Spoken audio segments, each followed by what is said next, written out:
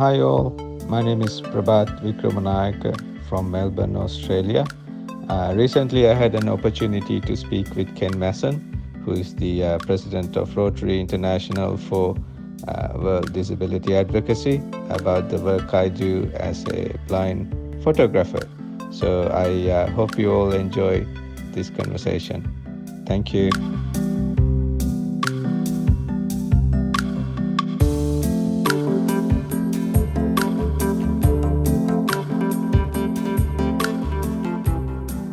Good morning from Melbourne, and my name is Prabath Wickramanayake, and I was originally was born in Sri Lanka, and spent a bit of time in New Zealand, and now I live in Melbourne, Australia. And I was born with retinitis pigmentosa, which is an inherited retinal condition, which is incurable and which leads to blindness. And at the age of 27 in 2010, I did lose all my sight. So, but I didn't go to a like a special school at all. I grew up as a normal person, went to normal schooling. I did 13 years of schooling, and then even at university, I did use magnification, but more or less, I wanted to learn how the sighted people do things, because I, from a younger age, realized that I need to, spend majority of my time with the sighted people, and we live in a sighted world, in a very visualized world. So I need to develop strategies to, overcome and to live in, to work with and to get along with the sighted people. And so, yeah, I have a degree in international relations, and for the last 20 years, I have been designing educational programs for the people with, for the youths with disabilities in Asian region mainly, and also in some East African regions more recently. And I work primarily with the blind and people with disabilities, and I'm also the founder of an organization called Brightening Life Organization that kind of empowers and try to uplift the blind and underprivileged youths, and to give to create more of an inclusive society through educational opportunities. And and I simply live a normal life where I, following all my passions. And as a blind person, I actually do not see a blindness like a barrier for following and pursuing my passion. So, and as a result, became the first in Sri Lanka to do a novel to show that people that even literary pursuits and pretty much any other things which they are passionate about, can be pursued and can be achieved. Excellent. So when you had some eyesight, what was your best? Well, you never were 100%, right? No, if I had to go with a percentage, I would say about 5%, 6%, something along that line. Let's talk about a very interesting, I don't know, we call it a hobby, or is it? It is an hobby. Is a hobby, yeah. But and that's photography. I mean, Yes. of all things, I guess a lot of people would say a blind photographer, really, because we know the obvious reasons why we're asking that. Yeah. But why don't we talk about the reasons why you've gotten into photography, and were you is that something that you did after you become 100% blind or before?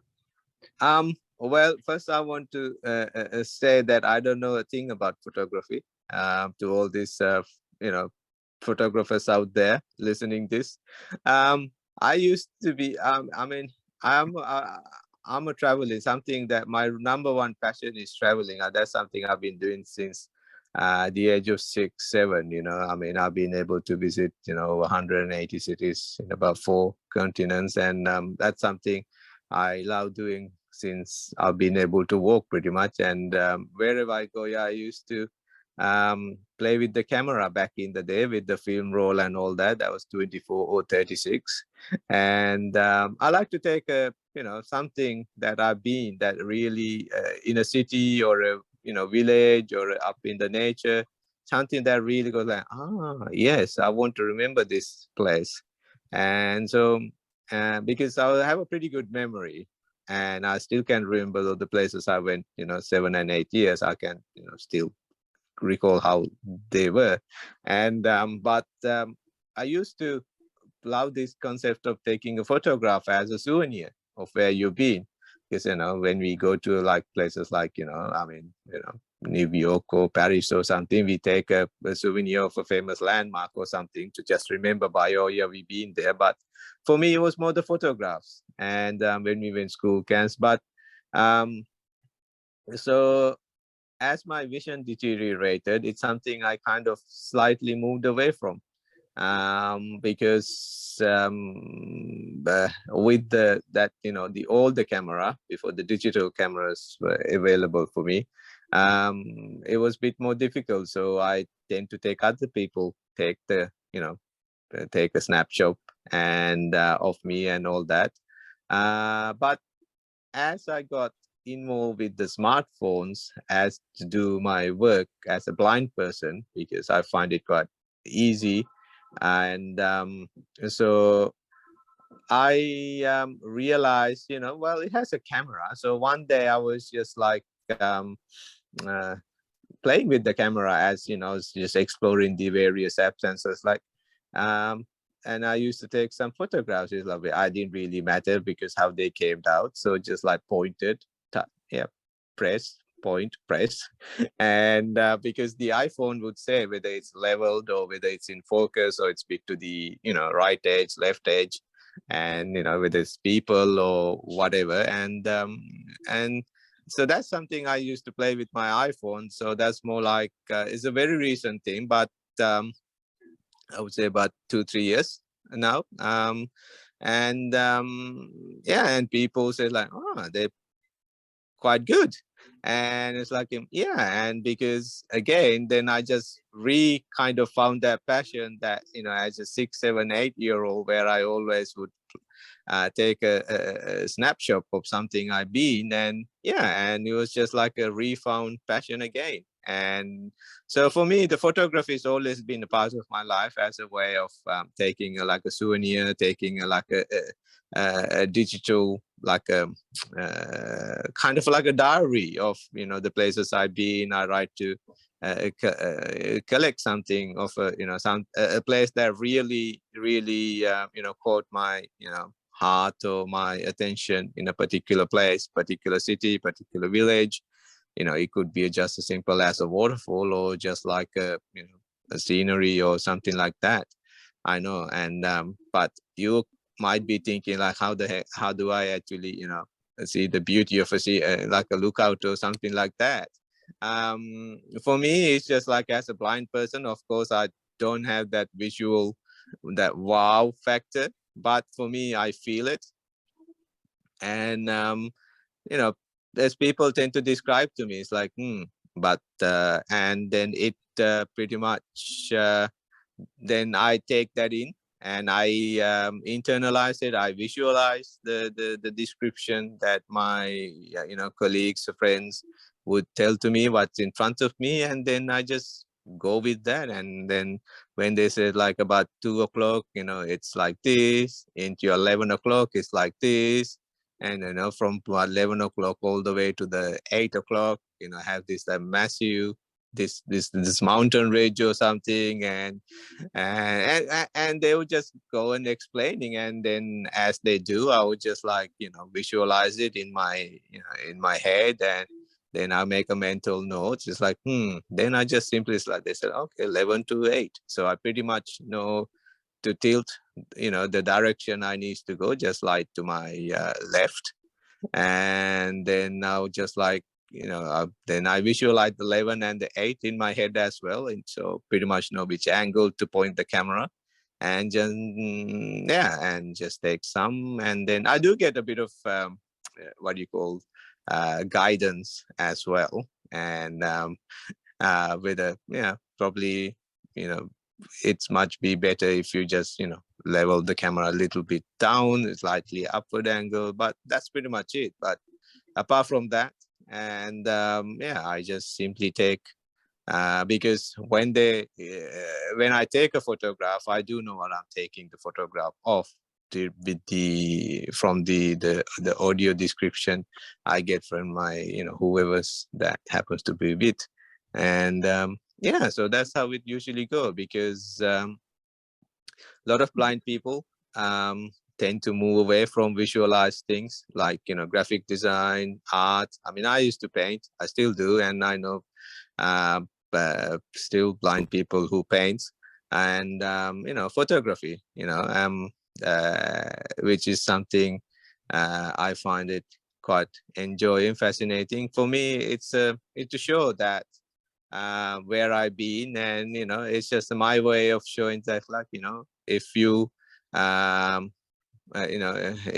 if you happen to visit these places, these are some of the things that you can enjoy. And, I mean, what they might see is far better than what they see in my photos. But then again, it's just like they have something to go by, and yeah, it's just my way of encouraging people to, not just to take photography, it's just to be out and about in the nature, because I grew up with nature, and for so my life is nature.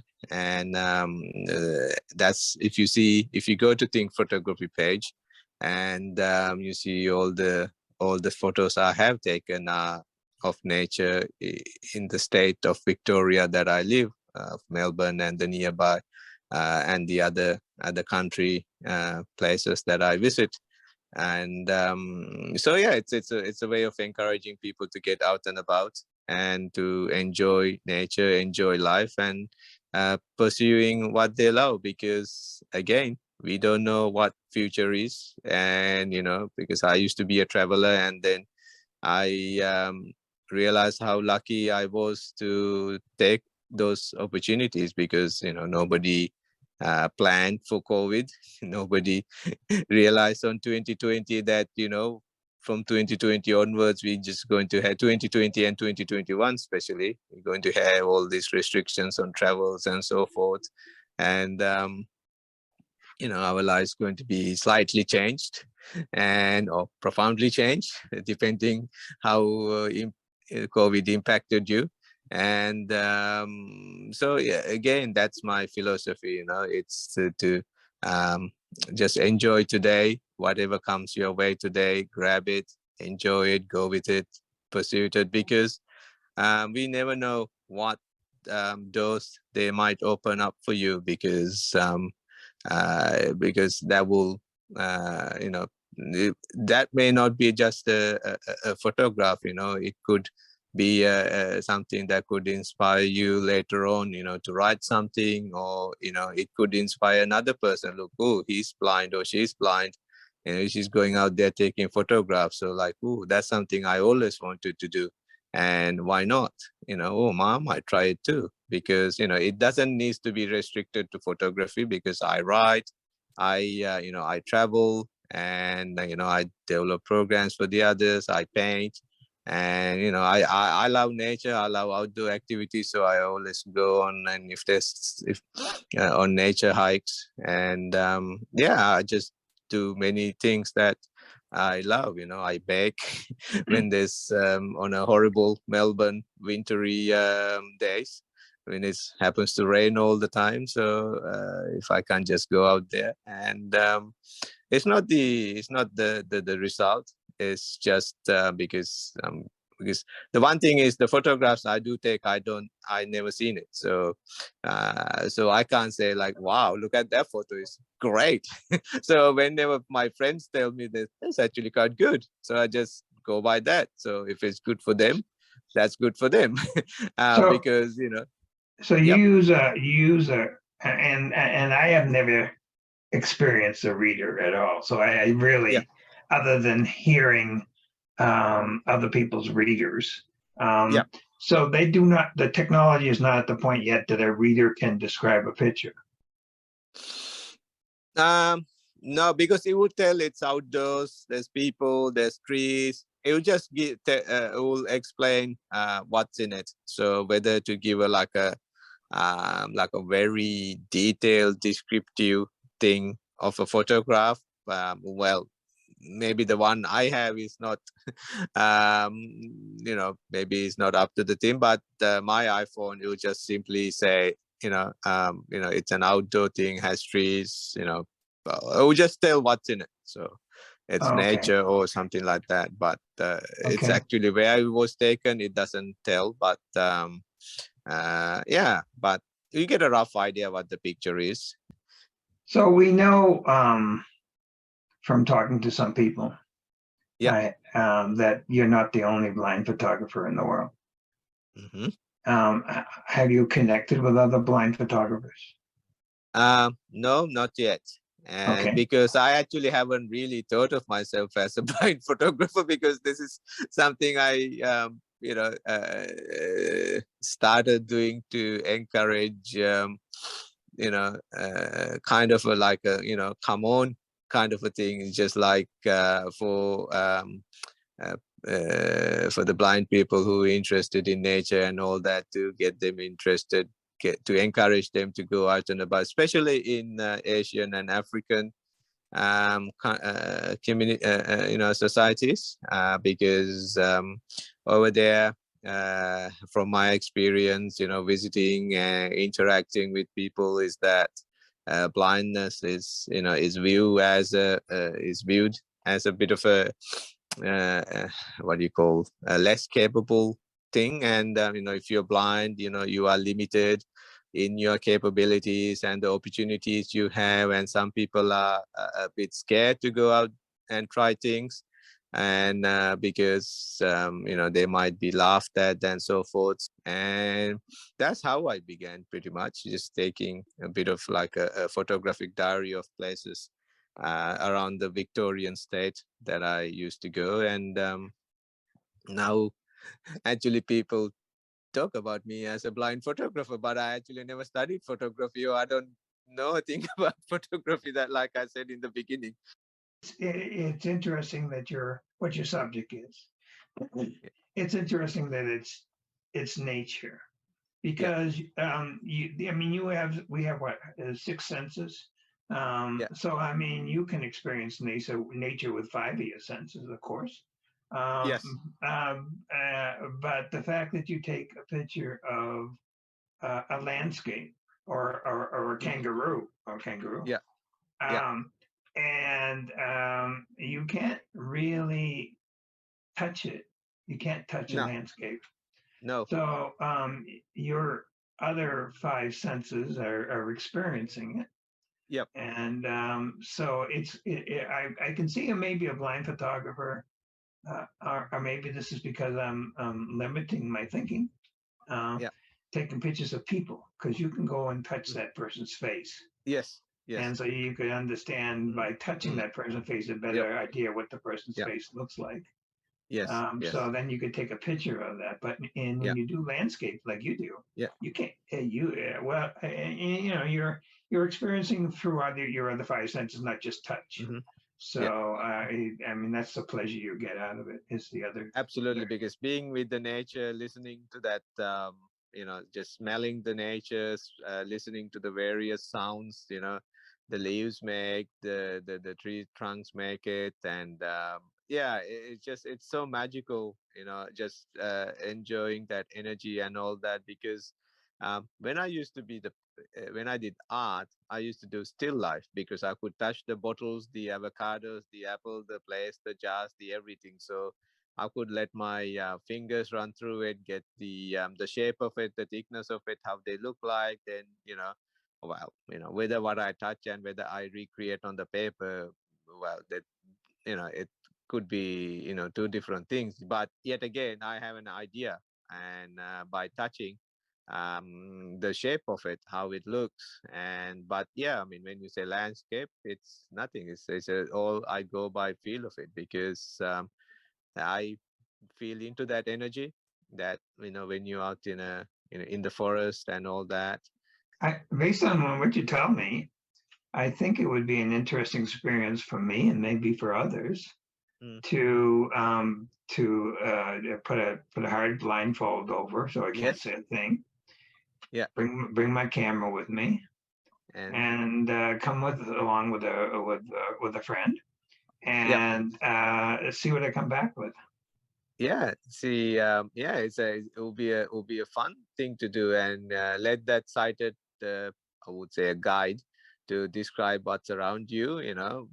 Just the, maybe from 9 o'clock all the way to 3 o'clock, or if you turn around, the rest from 3 to 9, and and see what it might do, and could be for a sighted photographer also, is allow you to start using your other senses, not just your sight, to take a picture.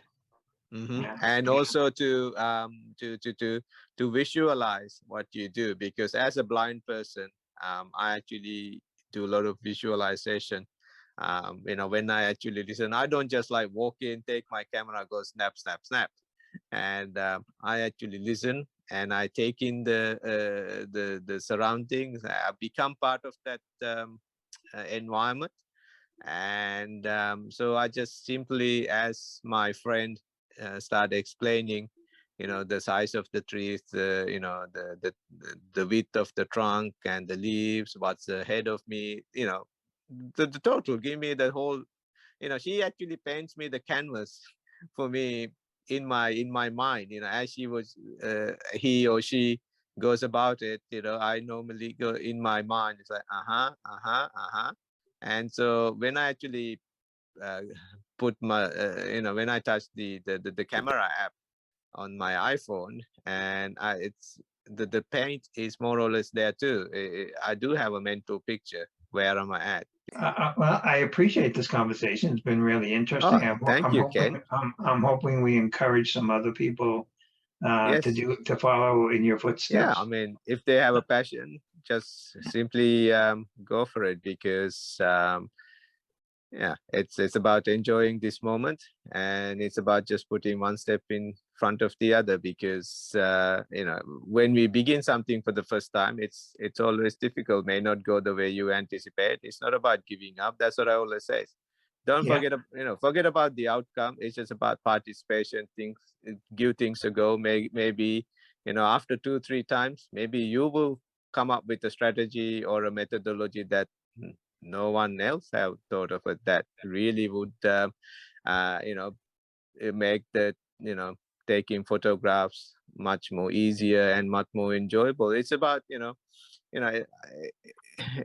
things get discovered through experiments and through failure. So, and it's just about have this bravery, or just simply giving things a go. Very good. Well, thank you. Thank you, Ken. Then you and I are going to have another discussion at some point, because you have other things you can talk about too. You're a man of many talents. So I appreciate the conversation. Hopefully other people did too. Thank you, Ken.